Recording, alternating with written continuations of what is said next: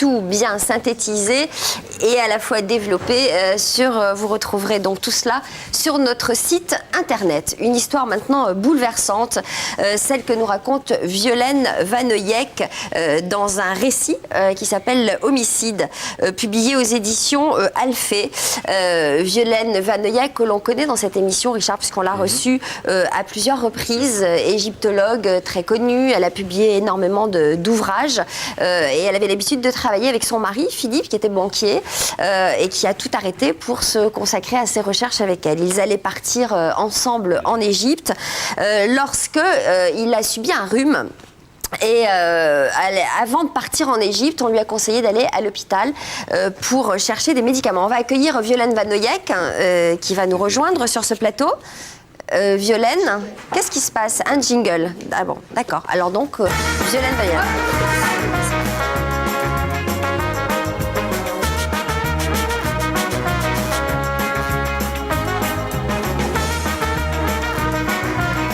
Violaine, merci d'être là et j'imagine que c'est difficile pour vous de témoigner sur ce sujet. Vous êtes à la fois bouleversée et révoltée.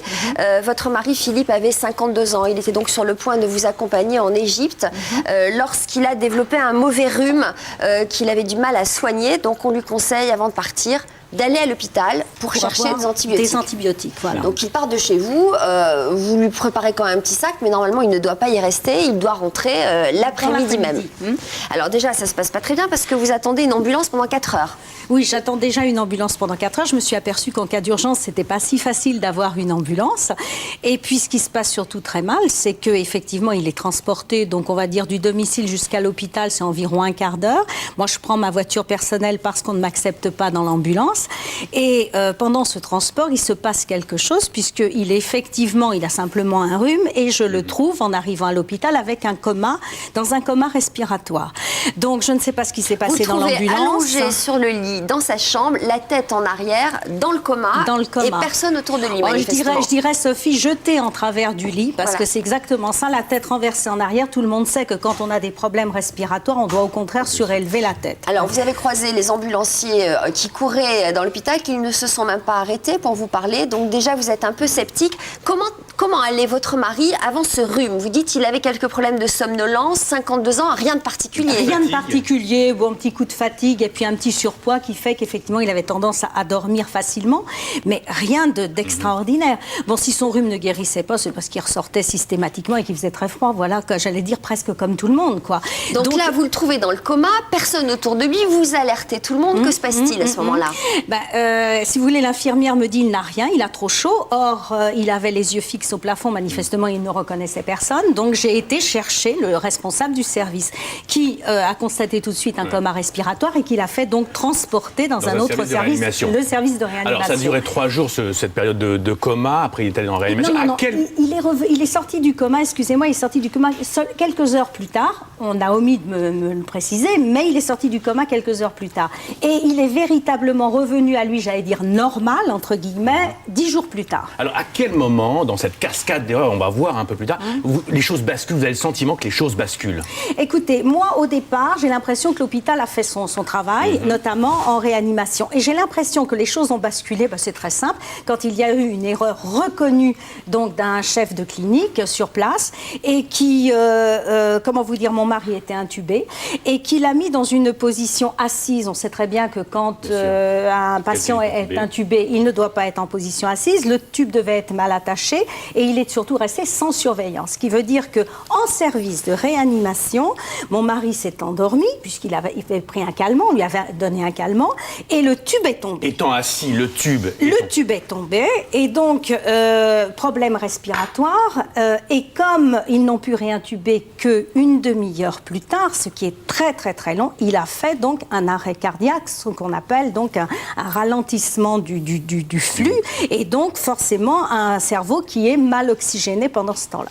Et vous arrivez, vous le trouvez dans un état de choc terrible, vous le voyez sur son visage, à son air, alors qu'il était bien revenu à lui et que vous aviez pu communiquer avec lui ces derniers jours et que vous voyez son état s'améliorer à ce moment-là. Et là, le chef de service reconnaît quand même son erreur. Bah, écoutez, Sophie, il était vraiment comme je le connaissais. Il devait sortir de réanimation, aller dans une chambre normale et puis sortir, bien sûr. Il était tout à fait bien.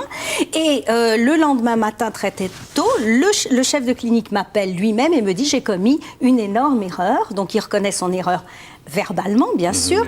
Erreur qu'il va reconnaître une deuxième fois à mon arrivée à l'hôpital, mais qui ne sera plus reconnue après, ni par le responsable du service, bien sûr, ni par le chef de clinique. Alors, comment vous réagissez, la Violaine? Parce que quand même, on vous dit, j'ai commis une erreur, ils ont quand même failli tuer votre mari, et en tout cas, il est en train de vous dire que, de toute façon, ce sera un légume, parce que son cerveau n'a pas été irrigué, donc il aura de toute façon d'énormes séquelles. Moi, à votre place, à ce moment-là, je deviens folle, et je n'ai qu'une envie, c'est de prendre mon mari et de l'amener ailleurs. Et on vous sent dans ce livre extrêmement lucide sur l'incompétence des équipes médicales, mais en même temps, quelque part, passive. C'est comme si l'enchaînement des situations, la fatigue, l'angoisse faisait que vous n'avez pas pu réagir. Racontez-nous cette passivité. À ce moment-là, j'ai effectivement eu la possibilité de le faire transporter. Des médecins très très compétents de l'extérieur d'un autre hôpital me l'ont conseillé, mais il était intransportable.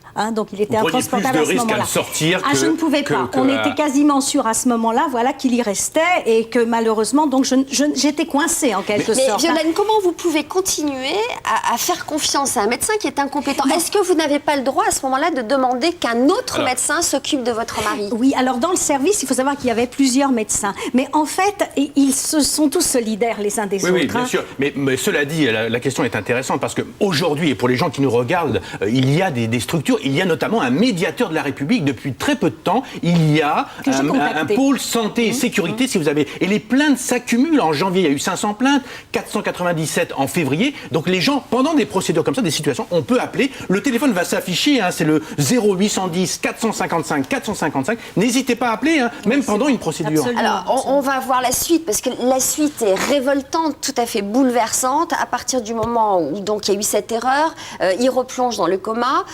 Et là, on a l'impression, à vous lire, que ça a arrangé les médecins, je pèse mes mots, c'est ce que vous dites. Ça a arrangé le médecin, le service hospitalier, que votre mari meure pour ne pas qu'il témoigne. J'ai eu ce sentiment. J'ai eu ce sentiment également. Donc, quand effectivement il a eu ce problème d'oxygénation au cerveau, il a retrouvé l'usage de ses membres, mais petit à petit, l'usage de son cerveau revenait.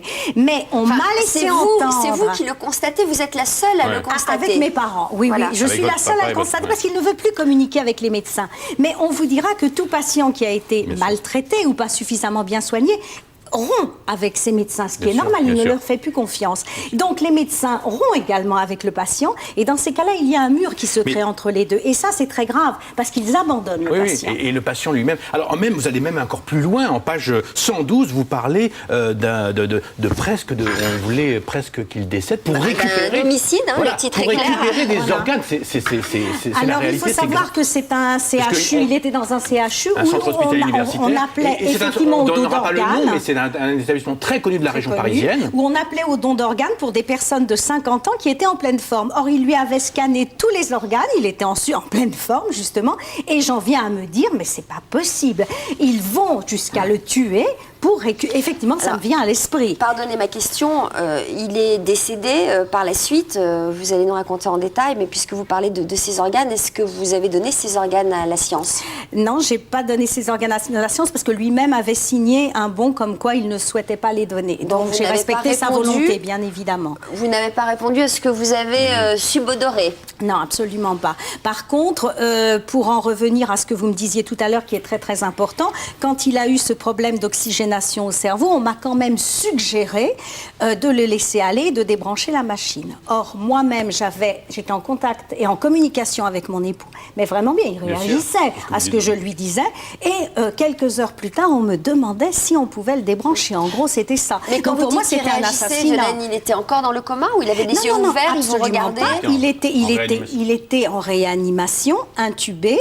Il venait d'avoir ce choc, donc cet arrêt cardiaque en quelque sorte, mais petit à petit, il retrouvait ses esprits. Il était lucide, il avait les yeux ouverts, il me regardait, il me serrait la main. Il avait des réactions de sourire. Avant le choc et l'erreur médicale, quand on a essayé de l'intuber, il a essayé de vous dire quelque chose. Il a essayé de vous écrire quelque chose. Oui. Vous n'avez jamais su finalement ce qu'il Non, souhaitait j'ai jamais su vous dire. ce qu'il voulait me dire. Et j'aurais bien voulu, parce que j'avais l'impression qu'il voulait me parler de son transport à l'hôpital et la manière dont il était traité à l'hôpital. Voilà, c'est ça. Alors, vous engagez une procédure sur cette affaire. Est-ce que vous savez, après enquête aujourd'hui, pourquoi et comment il est décédé, comment il est arrivé dans cette situation de coma, de réanimation et cette fin ultime? Est-ce que vous avez une réponse à un début de commencement? Je n'ai pas de réponse sur le transport. Parce que la première erreur, elle a été commise là, probablement dans le transport. On a injecté des médicaments pendant cette période-là? Alors, pour l'instant, on n'en sait rien. Et on enquête, évidemment, pour retrouver les ambulanciers et essayer, justement, d'avoir une réponse. En revanche, sur le reste, tout est clair. Il y a donc eu cette première erreur commise par ce médecin qui a provoqué un arrêt cardiaque, mais petit à petit, il est revenu à lui. Donc, quand on m'a suggéré de débrancher tout l'appareillage, j'ai évidemment refusé en leur disant, écoutez, là, vous allez commettre un meurtre. Mais on m'a dit, dans ces cas-là, tout repose sur vous. Nous, on ne peut rien faire, ils se butent contre nous. Je trouvais ça tout à fait normal. Tout repose sur vous, ce qui veut dire que la nuit et le jour, je pouvais être présente à l'hôpital. Mais on luttait, mon mari et moi, tous les deux. Ça veut dire qu'elle était elle-même présente parce qu'elle n'avait pas confiance. Vous aviez peur de le quitter tellement les gens qui s'en occupaient étaient incompétents. Aucune confiance. Vous savez, quand on est intubé, on doit avoir les mains attachées parce que le premier réflexe qu'on a, c'est naturel, c'est humain, c'est d'arracher le tube. Or, il n'était jamais quasiment attaché quand j'arrivais. Voilà. Et j'étais toujours obligée de demander, à ce qu'il y ait une surveillance. Et puis il y a un comportement vis-à-vis de votre mari qui a un surpoids. À chaque fois, on disait c'était à cause de son surpoids. À cause de son surpoids, on se plaint des soins, c'est compliqué, on se moque de lui. Oui, il y a véritablement je crois qu'il faut beaucoup plus d'humanité à l'hôpital, parce que, enfin, en tout cas, dans les services de réanimation, et ce que j'ai vu, c'était une catastrophe. Est-ce que vous pouvez nous dire, ces derniers jours, comment est-il parti? Qu'est-ce qui s'est passé pour qu'on en arrive C'est-à-dire qu'en fait, ce qui s'est passé, c'est une deuxième erreur. C'est-à-dire que petit à petit, pendant 3 semaines, il est revenu à lui. On a réussi à débrancher la machine, ce qui veut dire qu'il respirait par lui-même. Lui-même était très content parce qu'il sentait que tout allait bien. Et il s'est ce qu'on appelle encombré. Vous savez, quand vous avez un tube, ici, vous vous encombrez. Et l'infirmière qui était là pendant le week-end pascal était incompétente pour le désencombrer. J'ai demandé un kinésithérapeute de manière à faire remonter les encombrements et il n'y avait pas de kinésithérapeute disponible pendant 3 jours. Donc il est mort étouffé dans les encombrements, lucide, les yeux ouverts, et je peux vous dire que quand il m'a regardé, enfin, juste avant de mourir, il était parfaitement conscient qu'on le laissait Alors ce qui est fou, c'est qu'on a préféré laisser s'encombrer cet homme-là plutôt que d'appeler un kiné à l'extérieur de l'oppital. J'ai essayé de faire venir un kiné de l'extérieur et ça m'a été refusé. Et vous savez, Sophie, en écoutant aussi votre histoire, on est très loin. Il y a une loi en France qui permet aux droits du malade à interpeller les médecins, à demander des aides. On est très loin encore, il y a encore beaucoup de travail à faire. Vous avez créé un site, justement, on va voir l'adresse. Il y a des associations, mais le cadre juridique, il y a encore beaucoup de choses à faire. Les médecins sont solidaires entre eux. Alors, et manifestement... Ils sont solidaires entre eux, et en plus, je peux vous dire que moi, on m'a quasiment menacée en me disant, en riant, en se moquant de moi, en me disant de toute façon, même malgré vos connaissances, même le fait que vous soyez journaliste, etc., vous pouvez toujours essayer. Pour nous, on a commis une erreur, mais c'est pas considéré comme une erreur. C'est ce qu'on appelle l'aléa thérapeutique. Alors, ce que je voudrais dire quand même, c'est qu'on ne peut pas non plus avoir un discours anti-hôpitaux systématique. À l'hôpital, on soigne des gens, on guérit des gens, et heureusement, on est obligé de le souligner et de le préciser. Mais malheureusement, quand même, cet enchaînement d'erreurs, de personnel incompétent, de situations irrespectueuses vis-à-vis du malade, c'est quand même inadmissible et qu'on doit se révolter contre ça. Donc, en tant que patient, on a les moyens de le faire. Ouais.